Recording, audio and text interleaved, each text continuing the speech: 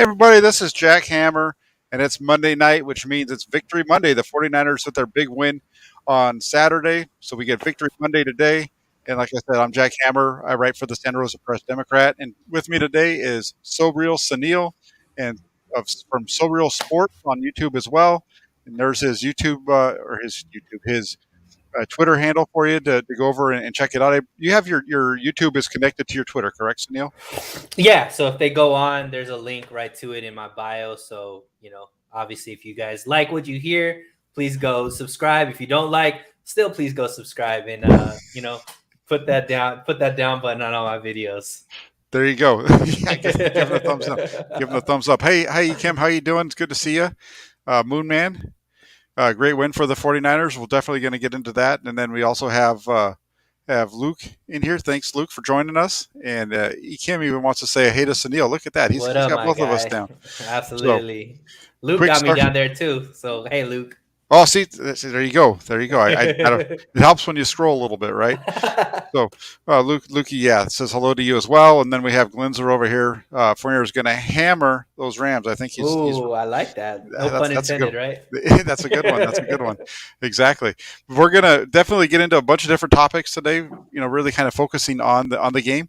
And let's just jump right into it. The 49ers and the Packers. That was a really fun game on Saturday night. Obviously because of the way that it turned out, but there was a lot. I'm a person who I don't need to see a lot of scoring. I just like to see. I can enjoy a tightly contested game like that, especially when you have a defense that played the way that the 49ers defense played on Saturday against Aaron Rodgers. And it was just a slugfest, and it was just a real typical 2021 49ers game where they struggle and then they just through all kinds of different things find a way to win at the end. Right. Absolutely. And I mean, big contrast from the Buffalo Kansas City game, right? So, you have the yin and the yang, I guess, with the 49ers Green Bay game and then the Buffalo Kansas City game. But I'm with you, man. I genuinely enjoyed that game. It was very nerve-wracking. Unfortunately, the same type of issues that plagued the offense were still the same issues that were plaguing the offense. But I think you might have tweeted it during the game. This was totally like encompassing of what the 2021-2022 season has been for the 49ers, where the defense has, basically played lights out to keep the team in it, and then a few breaks here or there to get the actual win at the end of the game. I think it was a great way to, maybe end Aaron Rodgers' regime with the Green Bay Packers and put another feather in the cap for Jimmy Garoppolo and Kyle Shanahan with, making another NFC Championship game. So I loved it. I was right there with you. Wasn't super confident, going into the fourth quarter that we were going to get the win, but glad that they pulled it out. Yeah, for me, the kind of the big picture of it was, like you said, it was the 2021 season all wrapped into like 3 hours. And I wrote that in my post game write up of the game, because that's really what it felt like, right? You go back through this season and you've had, the offense struggle at times and the defense kind of picks them up, or and then all of a sudden they catch fire and put a bunch of points up on the board in the second half or what have you. And they just kind of hang around. And that's what they did on Sunday. They just kind of hung around. The defense did what they needed to do. They got a huge. It's the funniest part. We've hammered Richard Hightower and the special teams for the 49ers this year so many different times, and that group won the game for the 49ers in so many different ways. They don't win this game without the blocked field goal, the kickoff return to open the second half, the blocked punt, and then obviously the field goal at the end. I mean, it's just so many different things. And so the big one was, the defense, the play of the defense and the offense finally kind of getting a rhythm a little bit at times. And I'm going to say it, Jimmy Garoppolo making two throws to get that team moving and get across midfield. And I know there weren't big time throws or anything like that, but those two completions to go across midfield and get to the 45, whatever it was, 41, I think it was, of Green Bay, that quick on those first two of the first three plays of that final possession, that then allowed Kyle Shanahan to dictate the terms of the rest of that game. And obviously he never asked Garoppolo to throw the ball again, but they were able to grind that clock down. And like he said after the game, he wanted to kick the field goal with no time on the clock so that there was no chance for Rodgers to get the ball back. And we've seen him do that so many times. You could kind of see what was coming Right. into play there. I mean, you saw it happen in the Kansas City Buffalo game when you got quarterbacks like the caliber of it. Aaron Rodgers, Patrick Mahomes, Josh Allen has proven to be that way. You can't give them any time on the clock. So I think Kyle Shanahan played that last drive to perfection, making sure that it got all the way down. Credit to Jimmy G for making those throws. Credit to Deebo for basically putting the whole team on his shoulder on that 3rd and 7 and going in and getting that first down. Even injuring his knee in the process. So, I mean, it was a definite team victory.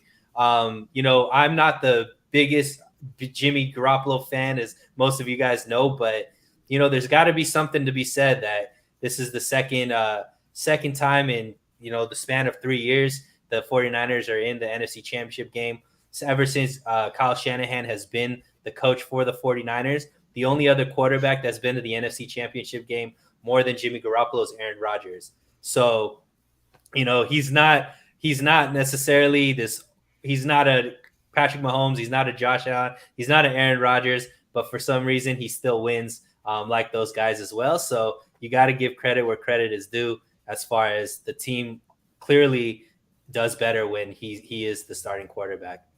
Yeah, it's funny, and I agree with what you're saying. He's not any of those guys. He's just not, right. And he didn't make any. It wasn't like he was airing the ball out all over the field on Mm-hmm. Saturday night. And the two plays that he did make to help him out were under the radar type of plays that you just kind of expect any quarterback to make, and so Mm-hmm. on and so forth. And then you go back and it was just a really the team won the game. He made a couple of plays. He didn't cost them the game, but he was helpful. I think that's the best way to put it for Jimmy Yeah. Garoppolo. And You know, let's be honest, he was on fire at the beginning of the game. I was tweeting, "Let Jimmy cook." Like the receivers just couldn't catch anything that he was throwing. He was throwing really great balls. I think very accurate, on time. And it wasn't until that untimely interception that took points off the board that's when all of a sudden he kind of deflates you, and you're like, Jimmy, why do you do that? Like, you know what I mean? So, yeah, but yeah. luckily the problem with Jim, and I think we're gonna never mind. Let's save, because I know you have that as a topic moving forward. We don't want to spend all the time right now on Jimmy. Well, let's touch base on this one piece though, because he does throw the interception, right? And we've talked about the turnovers with Garoppolo and stuff like that. And one of the keys that I had going into the game, and I think we had talked about it when we talked last week, was Mm-hmm. if you're going to turn the ball over, you can't have more turnovers than the other team, Right. like the Packers, and they didn't. They It was a again, it push, was 1-1. yeah, and it was really, if you really think about it, it was more like 3-1, because you have the fumble early on, right, Uh-huh. and then you get the blocked field goal, right, and that blocked field goal is like a turnover because it should have been, it took points off the board, so it's not a Right. turnover necessarily in the turnover column, but it's like a turnover, and then the blocked punt, that's Mm-hmm. like a turnover as well. So both of those are kind of turnover-esque type of a plays. But you're right, it was Right. 1-1, and for the second playoff game in a row, it was the other team that flinched first.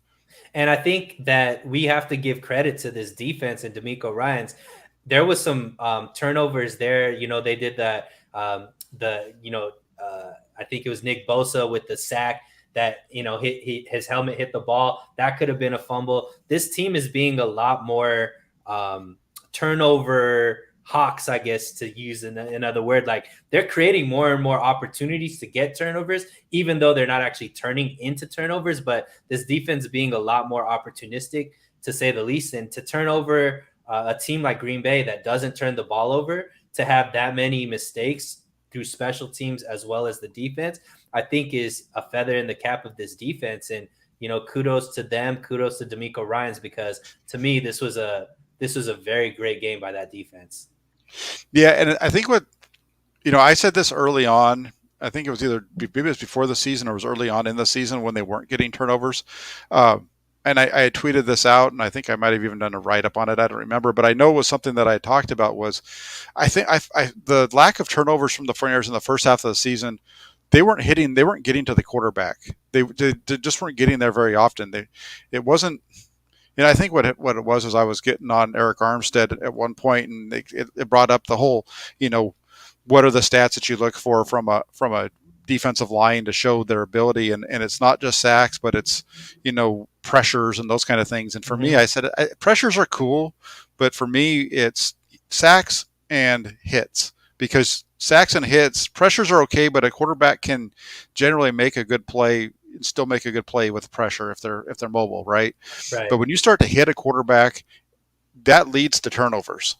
When you're hitting and sacking, that leads to turnovers because it leads to fumbles, and it leads to bad passes and the ball coming out quicker than it needs to, more often than sometimes a pressure does, right?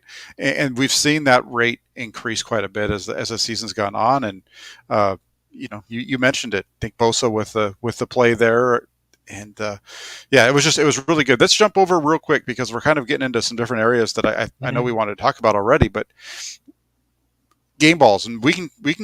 We're not going to limit this on to one, two, or three. It's we can give out 100 balls if we want to, but Cool. uh, who would you give me? Give me your first guy that you would give a game ball to. Jordan Willis. I think that, as far as game changing plays, he was there on both of them and played a significant role in the two plays that I think obviously led to why the 49ers won.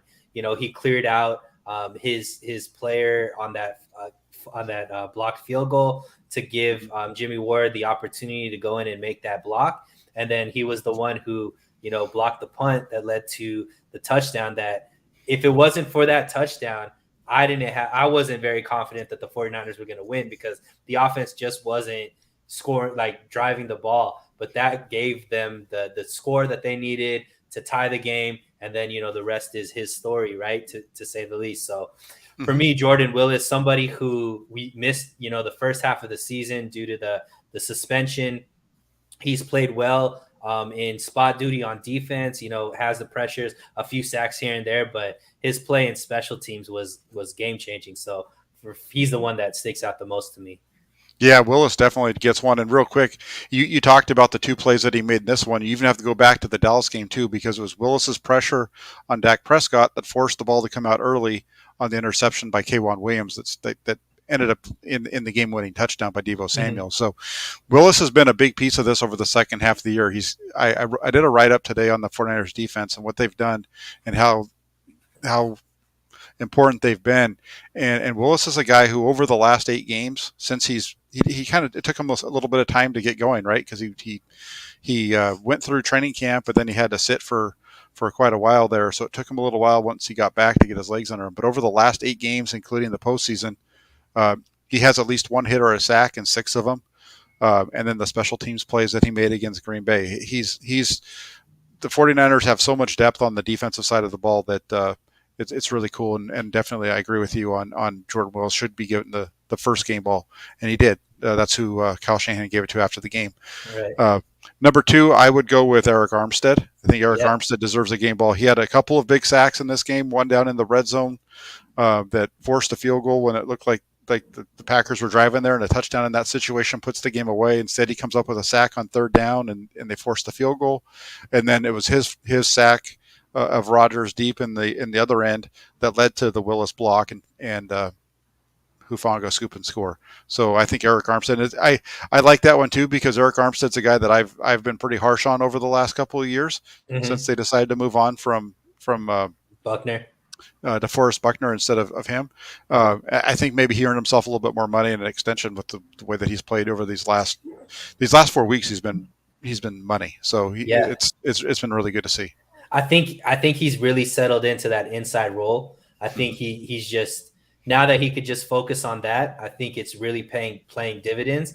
And I think obviously Bosa being there makes a big difference. And then the three-headed monster with Willis, Ebicom, and then the guy I can never pronounce his name, the guy they got mid-season this year. I think they've kind of solidified as far as a rotation on the outside, really Mm-hmm. just helping Armstead focus in on what he does. And I think that I think that he's one of those guys throughout the season has gotten a lot of slander that's really kind of earned, I think, his position. And people that aren't just haters got to look at him and say he was worth all of that money that they paid him, and he's been playing big dividends, especially in the playoffs. So I'm with you. He's definitely somebody that should get a ball.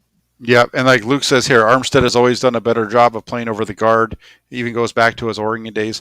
And this is a comment that Luke makes here, but if you go over to the 49ers.pressdemocrat.com blog, you'll see the Brody to Washington, which is who Luke is, put that over there as well. And that's one of the fun things about that site is because of these guys. We have some really good commenters over there that know their stuff, but Armstead for sure. I have a super chat, but before I get there, I want to get your next game ball. Yeah, my next game ball, I'm gonna give it to Jaquaski Tart, and the reason for it was if you go on Twitter, I think I forgot the guy's name. The former, he's on ESPN now. He used to be Ryan Clark? quarterback for the no, used to be quarterback for the Lions. Oh, Dan Orlovsky. Dan Orlovsky did a great breakdown. That right before the end of the first half, that pass that Jimmy Ward kind of blew his coverage assignment, and Aaron Jones got that 75-yard play. If it wasn't for Jaquaski Tart basically covering the whole running vertical the whole way and stopping that could have been a touchdown.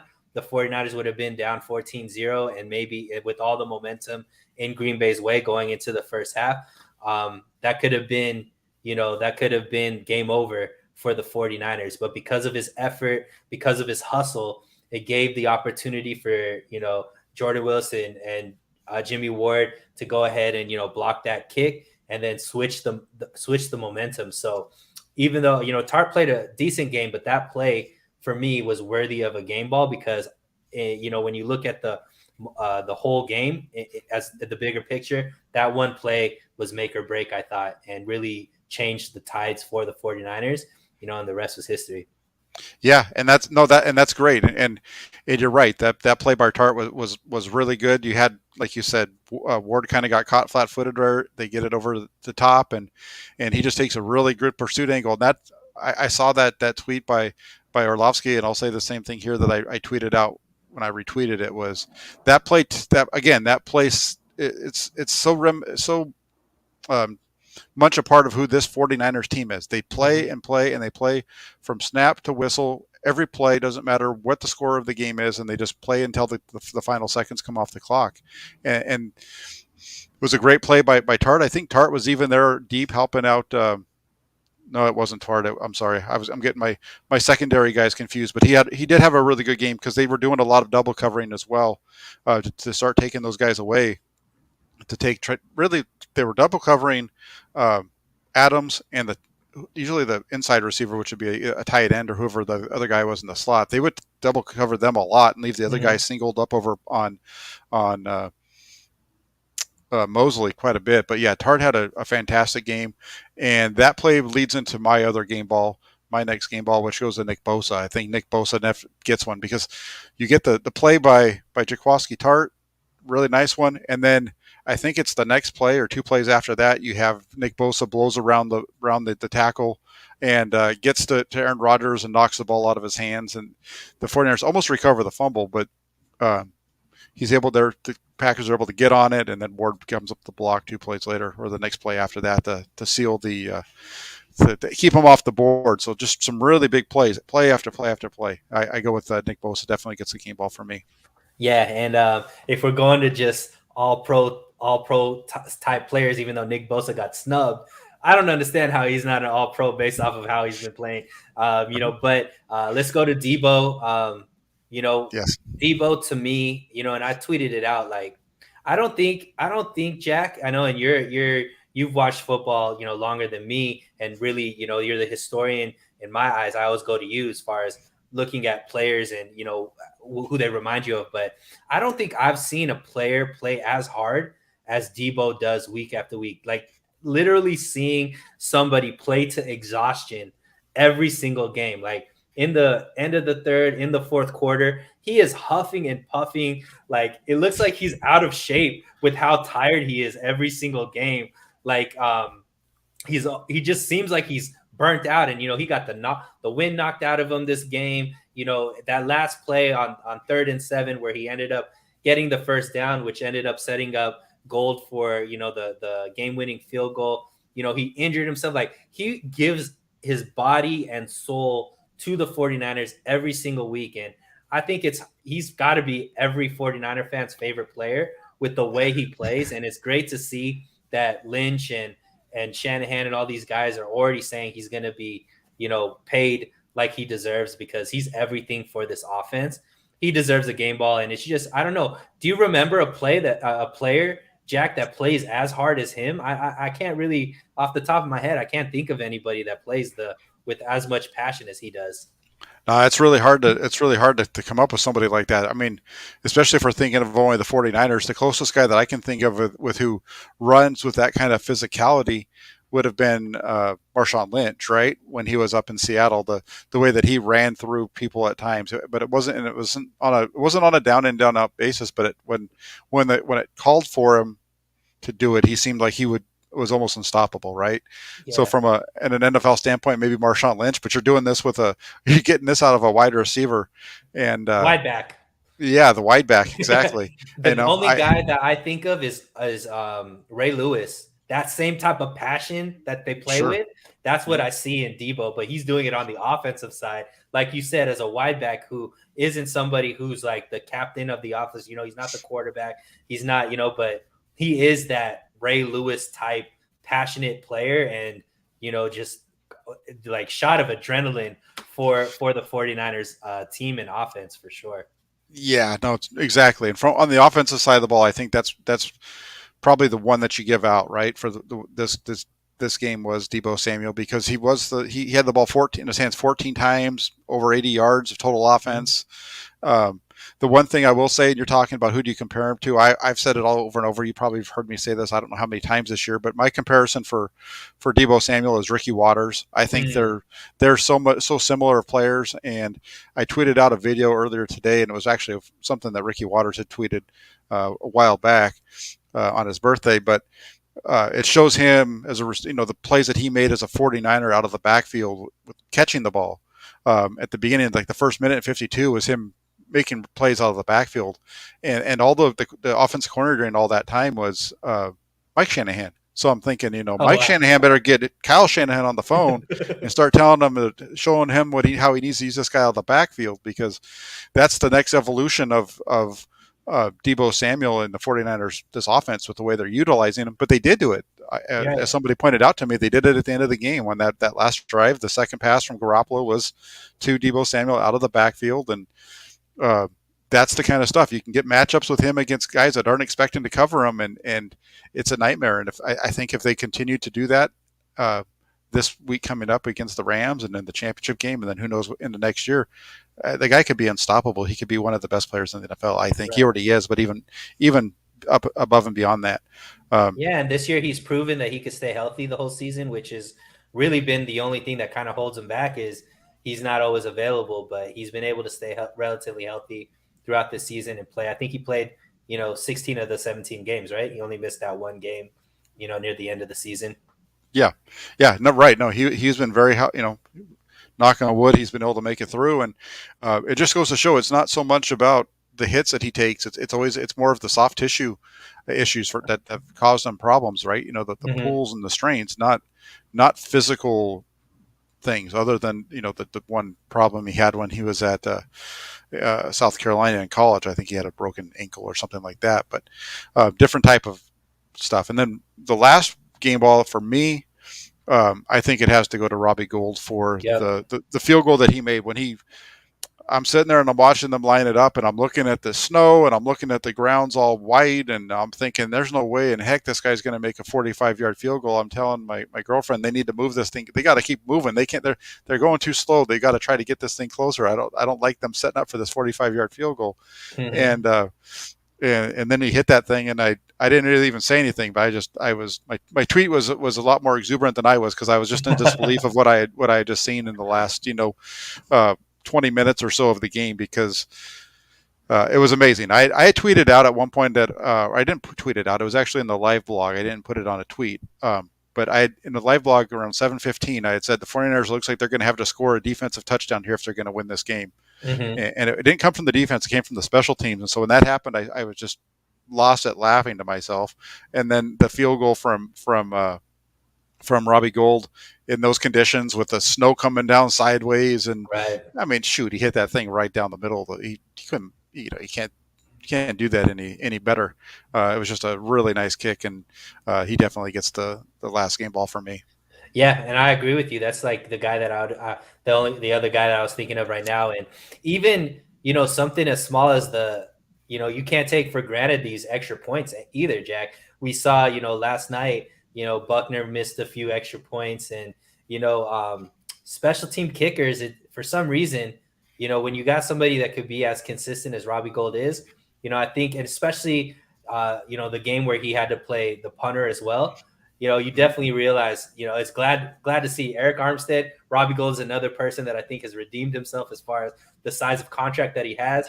Definitely has come up big, and really one of the reasons why the 49ers are in the position that they're in right now. Yeah, for sure. And then there's a couple of different ways that we can go from here. I'm just kind of looking at. I know we have some topics, but I do want. There's a super chat I want to get to, and there's a couple other comments. But let's pull up the super chat really quick that came in. George sent this a while back, and we've been talking, and it didn't really fit in with our game balls. But George, thank you very much for the donation. I really appreciate it. He says, "Hey, I'm a 49ers fan, but I have to say this: Jimmy G versus Patrick Mahomes. That's no competition." Even if we beat the Rams, I honestly think we're going to lose to the Kansas City Chiefs. They're too good. What do you have to say to that? Yeah, I I have my mean, response, but I'll let you go first. look, the Kansas City Chiefs obviously are good, but they're not on like they're beatable as well. And the 49ers had them in a position where they could have definitely beat them even in 2019. I personally think this 49ers team 2022, 21, 22 version is better than the 2019 version as a whole, as far as a whole team. Um, Look, there's never say never. I mean, the playoffs have shown that any team is beatable. It took Kansas City to overtime to be able to beat the Buffalo Bills, who obviously the Buffalo Bills I think are another Super Bowl caliber team. I thought they were going to go to the Super Bowl, to be honest, but I would take my chances against the. I think the 49ers are built to beat teams like Kansas City. We went through Dallas, who's the number one offense, the Rams, who are a number one offense or top offense, Green Bay, who's a top offense. So it's not like the teams that the 49ers have beat to get, if they do end up in the Super Bowl, are lame duck offenses. These are all high powered offenses with, good quarterbacks. So to me, it's more of the same, even though Patrick Mahomes obviously, is considered, one of the top three quarterbacks, I would say, but so is Aaron Rodgers. So yeah, that would be my answer. What about you, Jack? Yeah, that's my. I'm right in the kind of in the same ballpark as you. I mean, Patrick Mahomes is great. He's a really good quarterback. We've seen him beat the 49ers. He's a all-pro MVP type of player. Kansas City's all over the field when it comes to their offense. We've seen the 49ers shut teams down. I don't know. When you watch it over the second half of the year, my thing would be, have you seen the 49ers over the second half of the season? Because they haven't allowed a team to score over 24 points in the second half of the year, unless they gave up a special teams score. Right? They held Seattle to 23. The reason they got to 30 was because of the fake punt. They held Minnesota to 26, but it was really 19 because of they had, or 20 because they had the kickoff return for a touchdown.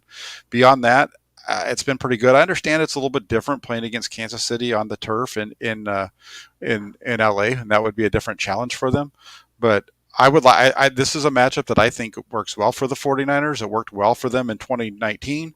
If they just stayed with the running game and done what they do, I think the 49ers would have won the game. And even uh, Tyrann Mathieu Matthew. Mm-hmm. said the same thing, that they were happy to see them stop running the ball because I think that was a mistake, a little miscalculation on the 49ers' part in that game. And if it comes to the 49ers and the Chiefs, bring it on. It's not Jimmy Garoppolo versus Patrick Mahomes because they're not on the field at the same time. And that's when we look at the matchups, and that's why I've always kind of chuckled when people say the 49ers have the worst quarterback in the NFC in the division. Okay, but the 49ers are one of two teams in the NFC West that are still playing. and it's because the quarterback works well within the system, and the system doesn't need the quarterback to dictate what the offense does. Right. And I think, one thing that because I watched that game, Kansas City Buffalo, yesterday, and Patrick Mahomes was on his horse. Like they were getting pressures, like you said. There was pressures all up and down his face, in his face, and the Bills just couldn't. I don't know. Is that on me or is that you? No, it's on me. Keep going. So, Is your house on fire or something? Or what's going on? No, we're gonna have some really good. It's the this we're gonna have some pork chops, and when we have Okay. pork chops, and I told her to go ahead and do it because I'm fine with the sound because I know what's coming up after we get the fire out of the way. So Gotcha. All right. As yeah. long as you're safe, I see we got somebody trying to save your life in the back. So, anyways, no. It's okay. I'm fine. like the gift, right? So the like I said, this defensive line is the strength of the 49ers. I don't know if you would say they're better than the Buffalo Bills defensive line because they're good as well, but I don't think the Buffalo Bills are that much better defensive line, if even better. And that offensive line for Kansas City, even though they brought in a lot of additions, still people are getting to Patrick Mahomes, and obviously he's mobile enough to be able to get away from that, and he obviously has like some weird arm angles that he could throw the ball from. But if this defensive line is what we think they are, and all the money that is invested, and all of the players and the depth that they've created, that's why they get paid the big bucks. That's what it's for, and they will get to Patrick Mahomes early and often, and they did in 2019 as well. And we saw that, if you're able to do that consistently, you can slow down this offense. Somebody, I think, put nobody can stop Patrick Mahomes. I agree with that, but you can slow him down to the point where you give your team a chance to win, and I think that's the path to victory. Yeah, and it's going to be tough. And then here's another one. George comes in again. Thanks again, George, for another one here. So there's no defense that can stop Patrick Mahomes. I'm just honestly hoping the Bengals are able to squeak one out. Well, I would rather see the Bengals too, but that's for more of a historical reason. It's funny because when you look at this, right? So Patrick Mahomes has faced the Packers. Patrick Mahomes ended up with. Actually, Patrick Mahomes didn't play the Packers, but Jordan, Patrick Mahomes faced the Cowboys. 19 points against the Cowboys. I'm just kind of trying to look through, but 19 points against the Cowboys. That's a team that the 49ers were able to hang 23 on, and they held the Cowboys to 17 points and what have you, right? I mean, I don't know. I just teams in the teams have weird stuff. I mean, the Titans only had 3 points the Chiefs did against the Titans. So it's just it just depends on what any given Sunday, anything can happen. If the 49ers can get a pass rush generated, who knows, right? I mean, that was the downfall for the Chiefs last year, was the pass rush of Tampa Bay, just getting all over him, and he was, had a couple where there might have been some circus plays that would have been caught because he was able to get the ball out, but. Mm-hmm. And I agree. I can understand saying Patrick Mahomes is going to win, but I don't think he's completely unstoppable. Right. So I'm kind of all over the board with that one, but I think you got my point there.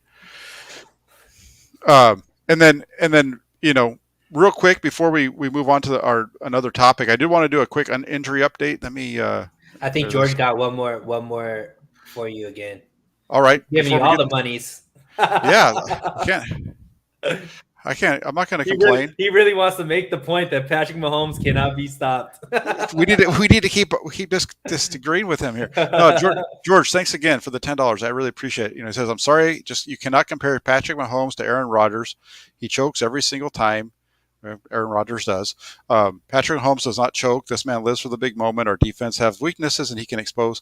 And I agree with you, but the only thing I'm going to say, last argument I'm going to make against you, is the Super Bowl last year when he had to face a really strong Tampa Bay pass rush, and they were all over him, and they lost the game as a result because they weren't able to make those big plays. And I just have a feeling that right now, when you look at the way the 49ers pass rush is playing, they've generated so much pressure over the second half of the year here.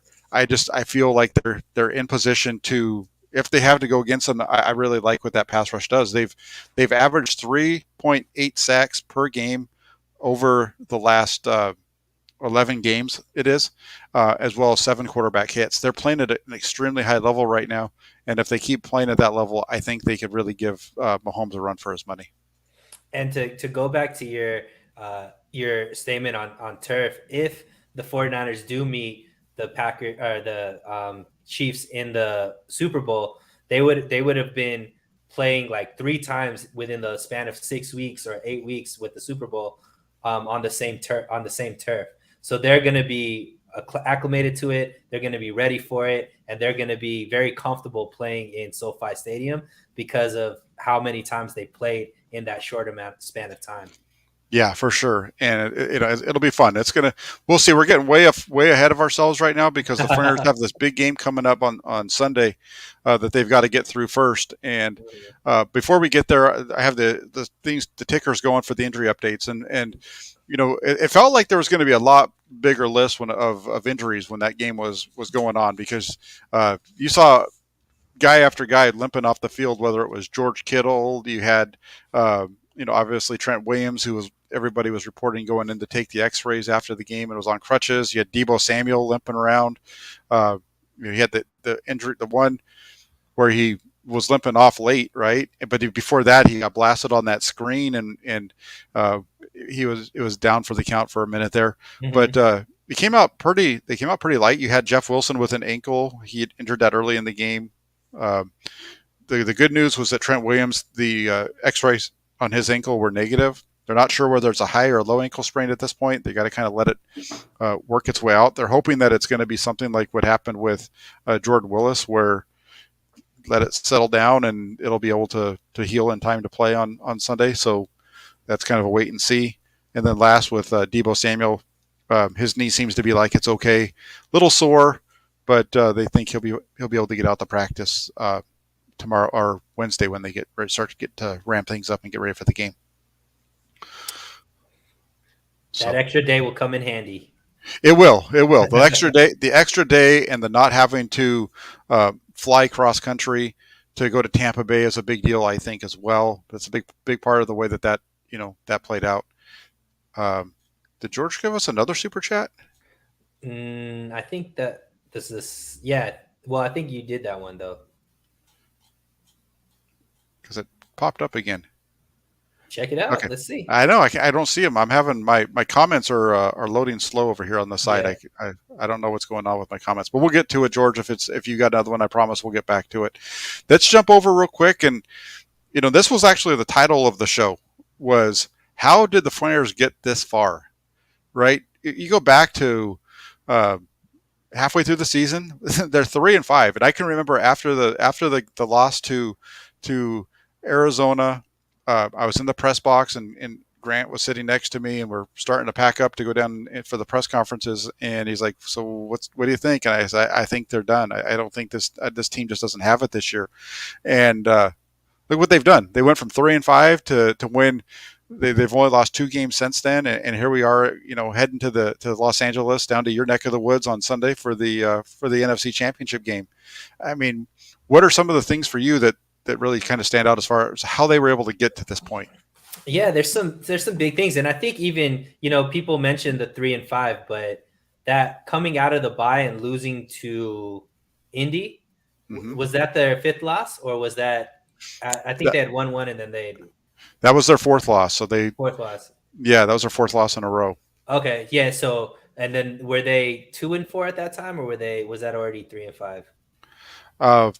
Well, heck, now you got me going back and forth. Yeah, I need to look that up because I remember distinctively thinking after that loss, this team wasn't going to be able to win.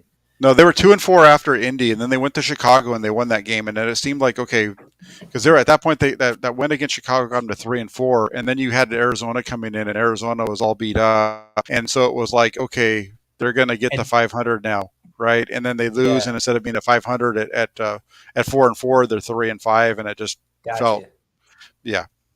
Look, so the biggest things for me, right off the bat, I mean, there was a lot of changes on offense, but to me, D'Amico Ryans came into his own. I think that he's shown that he's leaps and bounds above and like as far as what he's been able to do as a defensive coordinator. And once again, I like coming on your show and patting myself on the back because I was very high on D'Amico Ryans. We talked about Ambry Thomas last week. D'Amico Ryans was somebody else that I was extremely high on, even though people were like, oh, like, he's a first year defensive coordinator. He's not as good as Robert Saleh. He's not going to be, all this kind of stuff. And I knew his background as being the mic'd up linebacker, middle linebacker for some great defenses in Houston and for the Eagles, that mindset and that ability to read and call plays on defense was going to, bode well for him as a defensive coordinator. And that it's so great to see. Week 3, I think, against Green Bay, where they lost, was his worst game, I think, as a defensive coordinator. To see full circle what has happened this last game, divisional playoff game, and see what a great game he's been able to call, how much he was able to shut down Aaron Rodgers and that Green Bay high octane offense at home, especially with how they came out that first drive, to me shows how good he's gotten at adjustments. You saw that he started doing that double team on Devontae Adams, which changed things up. And then his ability to really just work with the type of just mismatch he's had to do in the secondary and still not make that just a huge blunder as we've seen in previous years. To me, him coming into his own is one of the biggest changes that I think, and you've mentioned it, how well those defensive stats have been as far as holding offenses to underneath their averages, and what he's done against some really good quarterbacks, some really great offenses, and they haven't looked very great against the 49ers. So that was one of the biggest changes that I think has led to this winning streak. Yeah, and I'm with you on that one because that's really the direction that I took it, because I'm on Twitter and I talk a lot about Jimmy Garoppolo because I feel like he's underappreciated for what he does for the 49ers. But when it comes to why are the 49ers in the NFC Championship game, how did they get this far?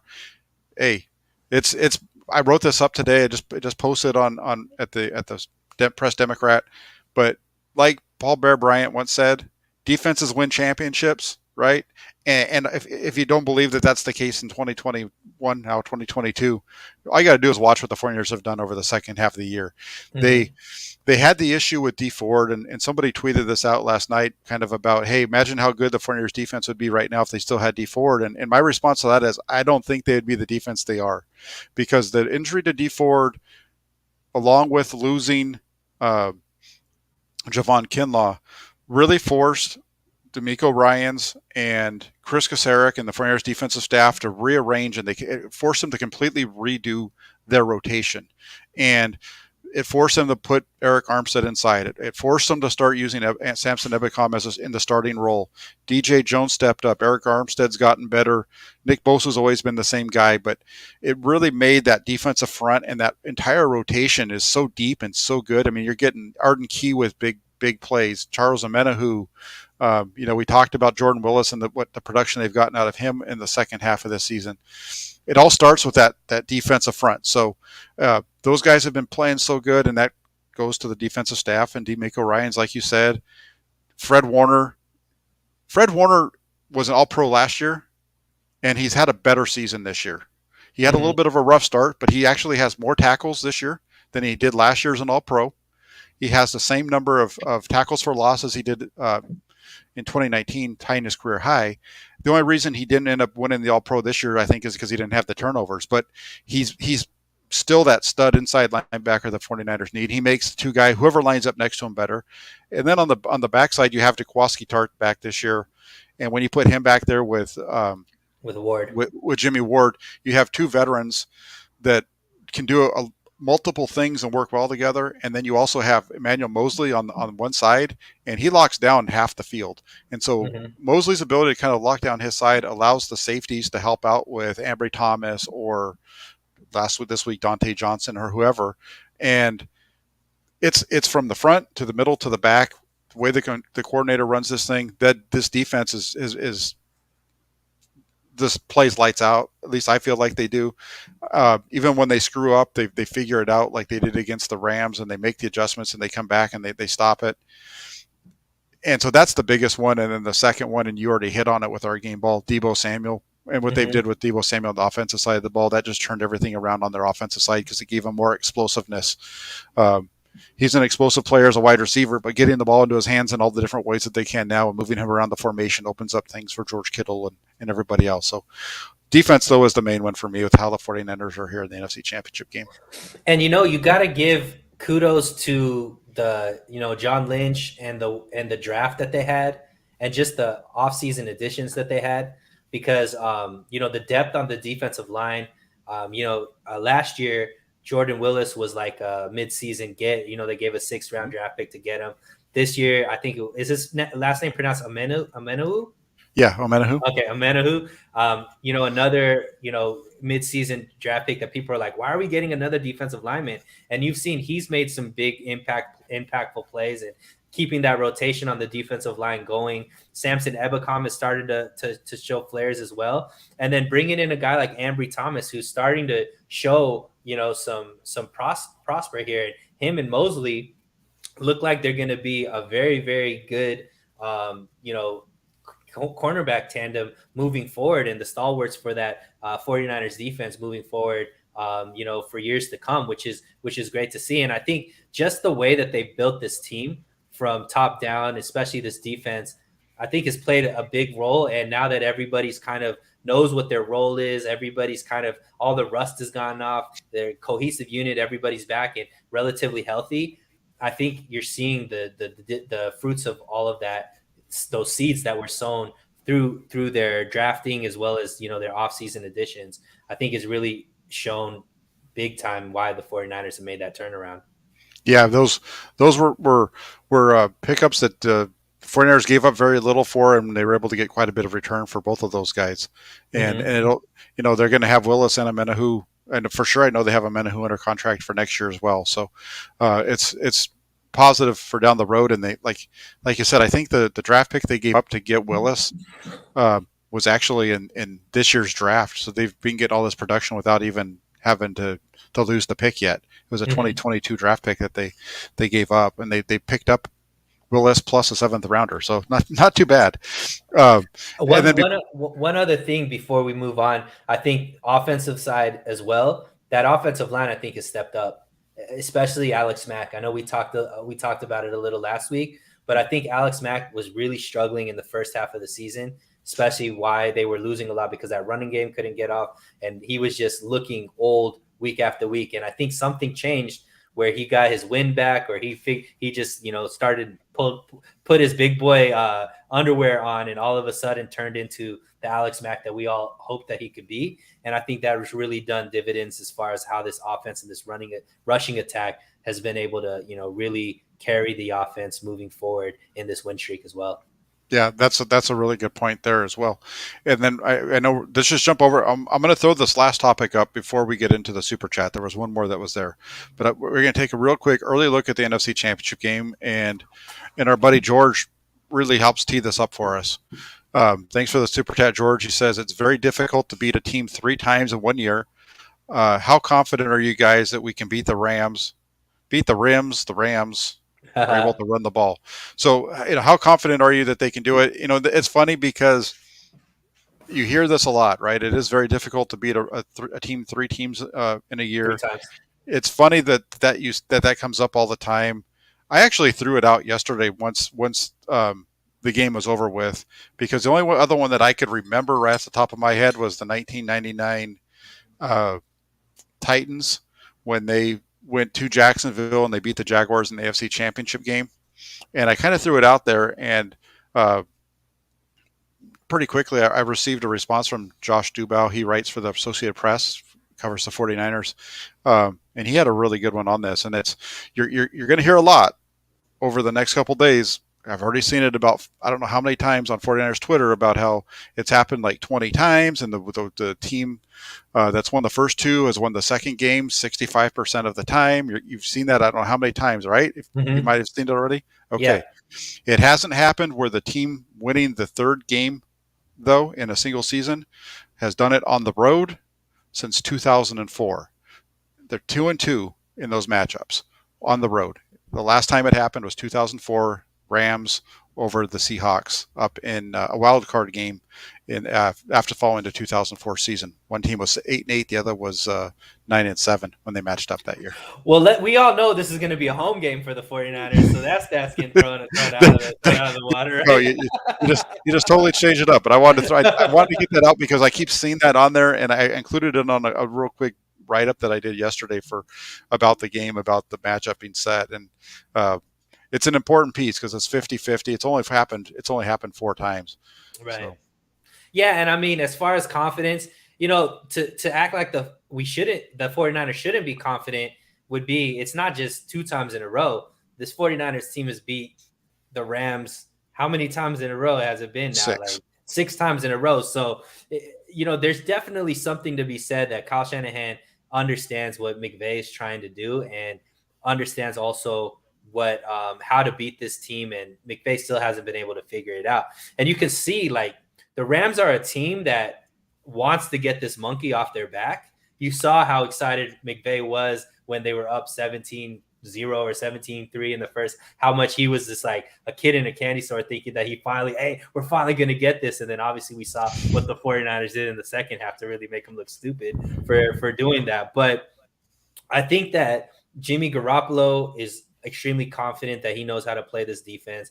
I think that Kyle Shanahan obviously knows he knows how to call a game to beat this defense. And I think that this defense is very confident that they can slow down Matthew Stafford and doesn't really see that big of a difference as far as what Jared Goff and Stafford has been able to do, right? And it's shown in the 2 victories that they've had this season. So is it going to be a tough? Yeah, I mean, I don't think the 49ers can sleepwalk through this game. If they make, turnover after turnover and shoot themselves in the foot, the Rams are definitely capable of winning this game. But if the 49ers play their game, it's really up to them. They're going to dictate this victory or not. If they keep the ball away from limit the turnovers and just play their game, the Rams haven't been able to stop this offense, haven't been able to stop this team in 3 years. So to think that all of a sudden they're going to be able to do it now would be kind of, I wouldn't bet against it, right? So yeah, I'm pretty confident that they could go in here and beat them 3 times in a row.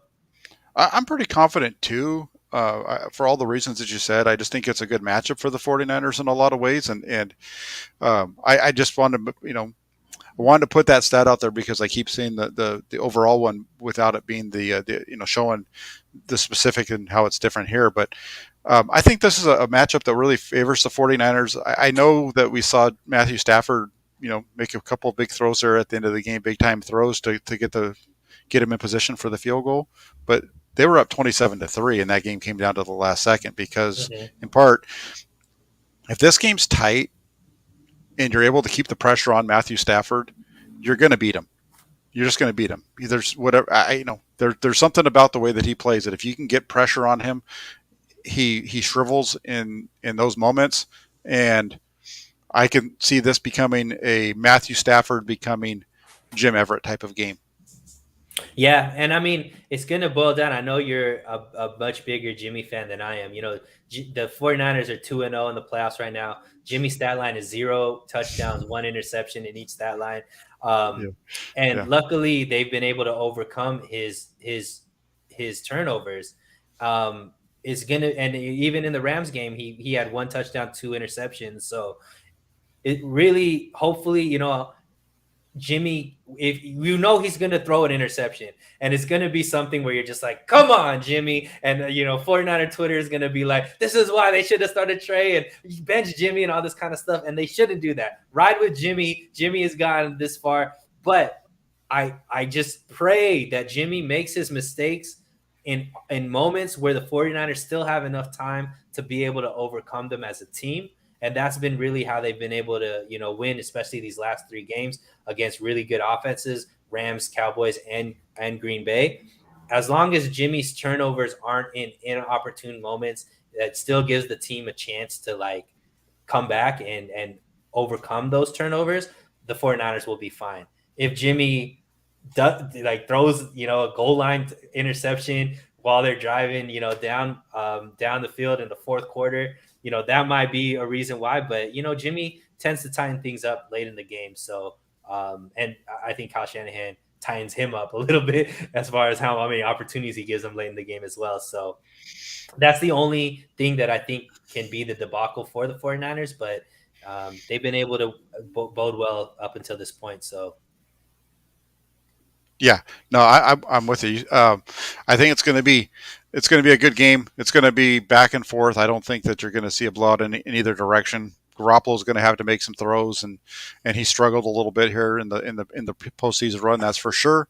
But they're going to need him to make some more plays, and if he can play the way he played in Week 18, and just get rid of the turnover piece of it, I think the 49ers win this game because I think offensively they'll be able to move the ball, and hopefully their defense is able to get there and take down the quarterback a few times. If they do that, I think they come out ahead.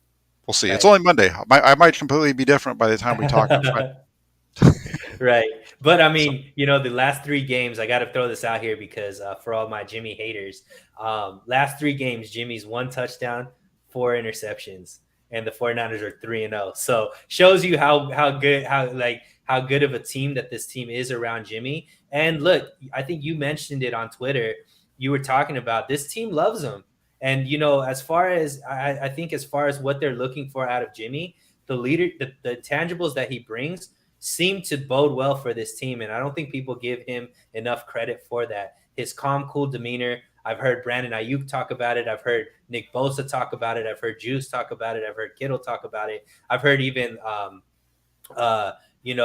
Trent Williams talk about it. Like, he commands the huddle. He keeps these guys calm.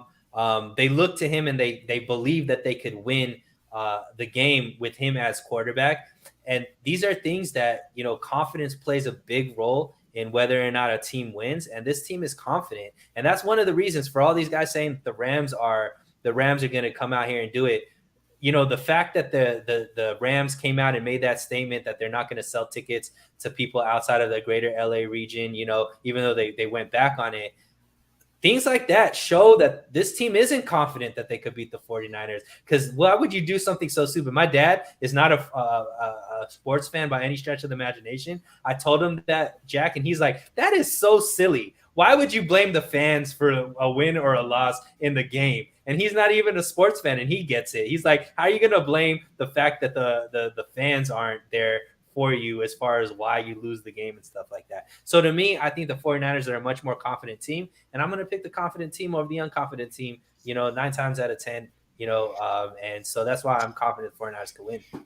there you go. There you go. And then real quick, I do want to throw this up because I just found this one to be kind of a funny one based on what we're talking about here. But Rod here looks like he's a Rams fan. Says if the Rams had kept the foot on the gas the last game these two teams played, it would have been a blowout. So you're telling me that they stopped playing? I don't think so. I mean, I don't think the Rams took their foot off the gas. I think the 49ers decided that they were going to take it to the Rams instead, and that's really what ended up happening in that game. So we'll see what happens. All these games are different entities of their own. It's going to be fun. We still have a long way to go to talk about this one, and we'll see how it works out. It'll be here it'll be here before we know it. And I did have one note over here, and it was funny.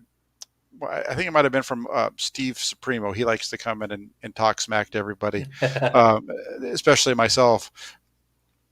We'll see what happens, because if you might remember, and I've said this many times, I didn't think the 49ers were going to make it to the Super Bowl this year, and it wasn't. And it was going to be because of two things. One was there's only been one quarterback in the NFL that hasn't gone to the Super Bowl, or excuse me, that hasn't gone into the Hall of Fame, that's gotten back to the Super Bowl after losing their first time, right? It was Craig Morton, right, is the only quarterback who's not in the Hall of Fame, who lost the Super Bowl in his first start and then was able to get the team back, and he did it with another organization. Didn't think Garoppolo was going to be able to do that. And then also, if it wasn't Garoppolo, it was going to be Trey Lance, and no rookies ever played in the Super Bowl. So those were the reasons. But hey, anything's possible in the way that Jimmy's playing. Maybe Jimmy's going to end up in the Hall of Fame someday. I mean, Mike Florio said that the 49ers have turned him into Bob Greasy. And if you look at Bob Greasy's numbers and compare him to Jimmy Garoppolo, you'd wonder how the heck Bob Greasy made it into the NFL Hall of Fame, quite frankly. But no, it's Terry fun. Bradshaw in the pregame was saying Tom Brady and Jimmy Garoppolo are the best throwers of the football in the NFL right now. So it's wild. I mean, it seems like a lot of the analysts, at least in these pregame shows, are big Jimmy Garoppolo fans. On the other side, you see like the Rich Eisens and the Chris Sims, and though they have a different opinion of Jimmy Garoppolo, but he's definitely very volatile. You either love him or you hate him, right? There's no There's in some between. there's some things that he does with the football that are really nice. He's a very good. If you're looking for somebody to complete a ball between 15 yards, he's really good. He struggles when he gets farther away from the line of scrimmage, but in those tight windows over the middle of the field and what have you, he's just really good with it. And fortunately with the way the 49ers offense is and the way they can operate with him, especially when they get the run game going, it works. And he is what he is. He's going to be a polarizing guy as long as he's a 49er, and who knows how much longer that's going to be, because I have a hard time seeing the 49ers move on from him if they get to the Super Bowl. Let's fun fact: Kyle Shanahan and Jimmy Garoppolo have never lost a playoff game to an NFC team. They're 4-0. So I think we should stop the show right there. That's perfect, because that's right. They haven't. The 49ers are 4-0 against the NFC in the playoffs. They're been really good over the last in 2019 and 2021 with that combo. So let's see how it all plays out on Sunday, my man. I love it. Can I just plug one thing? So tomorrow Absolutely. on my channel, your partner in crime, Hammer and Nails, Jesse Naylor, is going to be on my show 7 p.m. On So Real Sports Talk TV. So I know you have a really strong fan base. If you guys can please go to my channel, subscribe, and come in, tune in to Jesse and I tomorrow at 7. That'd be great. We'd love to see you guys there. And yeah, that's pretty much it. Yeah, get yourself over there. You can see Sunil's Twitter handle there for it. If you're not sure, I'm sure he has the link to his YouTube channel on his Twitter. So hit So Real Sunil on Twitter, and then get yourself over to the YouTube if you can't, and if you can, because Sunil puts out great content. We have some fun things planned for the off season. That I'm really looking forward to. It was really exciting when he brought up the idea. So get over there, check him out. Also over here, if you can, just hit that like button, subscribe if you're not already subscribed, and hit that like. Just keep pounding that like button. That's what Luke always likes to say. Hit that like button, like Ronnie Lott with a big ooh. So thanks a lot for everybody joining on Monday night. We'll be back. I got a lot of fun stuff, and Hammer and Nails on Thursday is going to be fun. We got a big party planned for Thursday night, so keep it locked in here at the my channel, and have a great rest of your Monday, and talk to you all soon. Take care, everybody.